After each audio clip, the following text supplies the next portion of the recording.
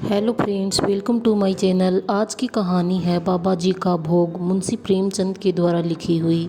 रामधन अहीर द्वार पर एक साधु आकर बोला, बच्चा तेरा कल्याण हो, कुछ साधु पर श्रद्धा कर। रामधन ने जाकर स्त्री से कहा, साधु द्वार पर आए हैं, उन्हें कुछ दे दे।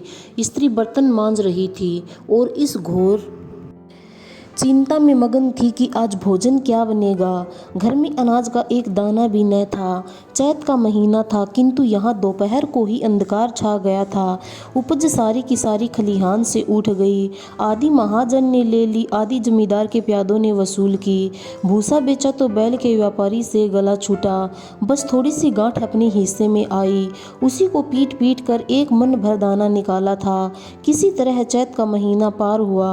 अब आगे क्या होगा? क्या बैल खाएंगे, क्या घर के प्राणी खाएंगे, यह ईश्वर ही जाने। पर द्वार पर साधु आ गया है, उसे निराश कैसे लौटाएं?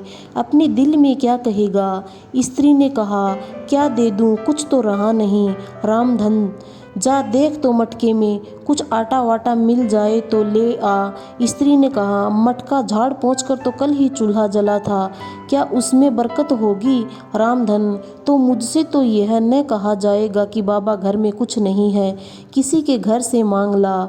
स्त्री, जिससे लिया उसे देने की तो नौबत नहीं आई, अब और किस मुंह से मांगूं? रामधन, देवताओं के लिए कुछ एगोवा निकाला है न, वही ला दे आऊं।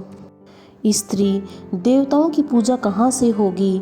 रामधन, देवता मांगने तो नहीं आते, समाई होगी करना, न समाई हो न करना। स्त्री, अरे तो कुछ अगुआ भी पंसेरी दो पंसेरी है, बहुत होगा तो आध सेर, इसके बाद क्या फिर कोई साधु न आएगा? उसे तो जवाब देना ही पड़ेगा।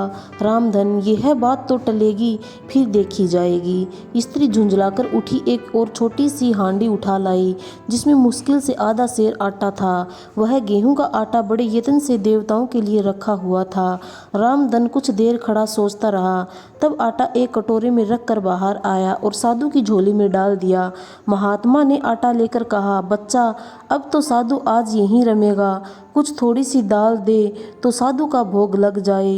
रामधन ने फिर आकर स्त्री से कहा, संयोग से दाल घर में थी। रामधन ने दाल नमक उपले जुटा दिए, फिर कुएं से पानी खींच लाया। साधु ने बड़ी विधि से बाटियां बनाई, दाल पकाई और आलू झोली में से निकाल कर भुर्ता बनाया।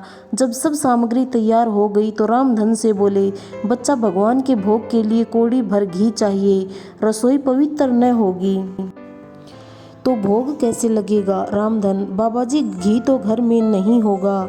साधु, बच्चा, भगवान का दिया तेरे पास बहुत है, ऐसी बातें न कह। रामधन, महाराज, मेरे गाय भैंस कुछ नहीं है, घी कहाँ से होगा? साधु, बच्चा, भगवान के भंडार में सब कुछ है, जाकर मालकिन से कहो तो। रामधन ने जाकर स्त्री से कहा, घी मांगते हैं, मांगने को भीख, पर घी बिना कोर नहीं धंसता। स्त्री, तो इसी दाल में से थोड़ी लेकर बनिए कि यहाँ से ला दो, जब सब किया है तो इतने में के लिए उन्हें क्यों नाराज करते हो? घी आ गया। साधु जी ने ठाकुर जी की पिंडी निकाली, घंटी बजाई और भोग लगाने बैठे। खूब तन कर खाया, फिर पेट पर हाथ फेरते हुए द्वार पर लेट गए।